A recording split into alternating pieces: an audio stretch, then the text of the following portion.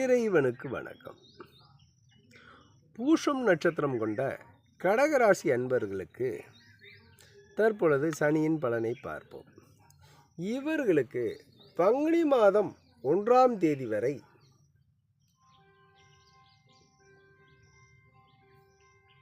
நற்பலன்கள் கொடுத்தாலும் அஷ்டம சனியாக இருப்பதால் ஓடிப்போனவனுக்கு 9இல் குரு, அகப்பட்டு கொண்டவனுக்கு அஷ்டமத்தில் சனி என்று கூறுவார்கள். அகப்பட்டு கொண்டவன் என்றால் எதற்காக அகப்பட்டு கொண்டான்? ஒரு இடத்தில் பிரச்சனை நடந்து கொண்டு இருக்கும் பொழுது அங்கு இவர்கள் போய் வேடிக்கை பார்த்தால் கூட அவர்களுக்காக இவர்கள் சாட்சி சொல்ல வேண்டிய சூழ்நிலைகள் ஏற்படும். இவர்கள் ஜாமீன் கண்டிப்பாக போடக்கூடாது. ஆனால் நட்சத்திரம் சனியினுடைய நட்சத்திரமாக இருப்பதால் பாதிப்புகள் கடுமையாக இருந்தாலும் தீர்வுகளும் கொஞ்சம் வெகு சுலபமாக இருக்கும். ஏன்னா கஷ்டத்தை கொடுத்து கொடுத்து இவர்களுக்கு நன்மைகளை கொடுக்கக்கூடியவராகவே இருப்பார். அதனால் இவர்களுக்கு மன கஷ்டம் அதிகமாக இருக்குமே தவிர பண கஷ்டம் கண்டிப்பாக இருக்காது.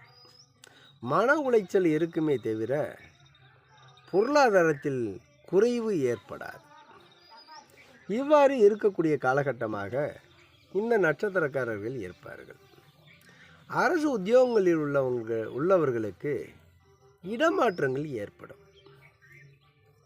மருத்துவத்துறை சார்ந்தவர்களுக்கு அதில் வேலை பார்க்கக்கூடிய மருத்துவர்களுக்கு இடமாற்றங்கள் அதிகமாக ஏற்பட்டு மன உளைச்சல்கள் ஏற்படுவதற்கான சாத்தியக்கூறுகள் அதிகமாக உள்ளது. எனவே இவர்கள் கவனமாக இருந்து கொள்வது வெகு சிறப்பாகும். இவர்கள் அரச மரத்தை சுற்றி வழிபட்டு வரும் பொழுது இந்த சனியின் தாக்கமானது கண்டிப்பாக குறையும்.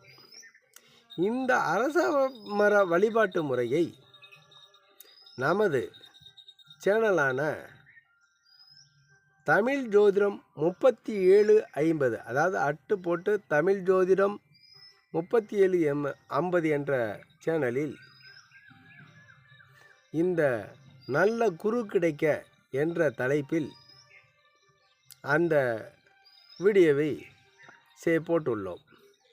எனவே அந்த சேனலில் இந்த அரசமர வழிபாட்டு முறையை முழுமையாக தெரிந்து கொண்டு அதன் முறையில் வழிபட்டு வரும் பொழுது இவர்களுக்கு பலவிதமான இன்னல்களும் கஷ்டங்களும் நீங்கி நல்ல சுபிட்சமடைவார்கள்.